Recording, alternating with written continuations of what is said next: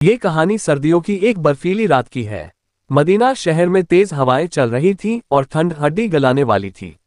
उस्मान रज़े, जो उस समय मदीना के सबसे अमीर और उदार व्यापारियों में से एक थे, अपने महलनुमा घर में आराम कर रहे थे। उनके पास गर्म कपड़ों का ढेर था और उनके घर में अच्छी रोशनी और गर्माहट थी।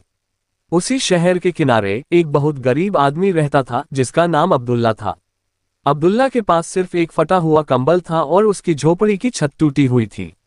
उस रात ठंड इतनी अधिक थी कि वह कांप रहा था।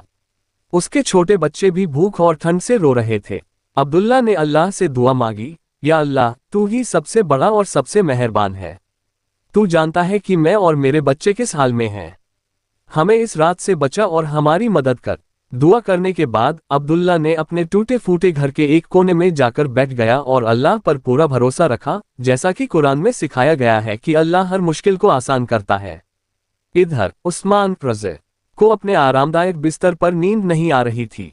उन्हें बार बार यह ख्याल आ रहा था कि शहर में ऐसे कितने ही गरीब लोग होंगे जो इस कड़ाके की ठंड में तड़प रहे होंगे। उन्हें लगा, अगर मेरा पड़ोसी ठंड से कांप रहा है तो मेरे गर्म कपड़े पहनना गुनाह है। उस्मान रज़े तुरंत उठे। उन्होंने अपने सबसे वफादार नौकर को बुलाया और अपने गोदाम से गर्म कंबल, कुछ कपड़े और खाने पीने का सामान एक ऊंट पर लादने का आदेश दिया। आधी रात को उस्मान रज़े खुद ऊंट को लेकर शहर के गरीब इलाकों की ओर चल दिए। वह बिना किसी को बताए चुपचाप जरूरतमंदों के दरवाजे पर सामान रखकर वापस आ जाते। जब वह अब्दुल्ला की टूटी झोपड़ी के पास पहुंचे तो उन्होंने देखा कि अब्दुल्ला अपने बच्चों को सीने से लगाकर बैठा है, पर उसकी आंखों में अल्लाह पर अटल विश्वास झलक रहा था। उस्मान रज़े ने चुपके से 2 नए मोटे कंबल, कुछ आटा और खजूर उसके दरवाजे पर रख दिए और जल्दी से लौट गए।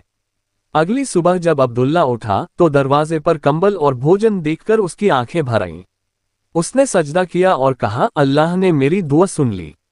उसने मेरे सोने से पहले ही मेरी मदद पहुंचा दी। उस दिन अब्दुल्ला ने न सिर्फ ठंड से राहत पाई, बल्कि उसका अल्लाह पर भरोसा और भी मजबूत हो गया।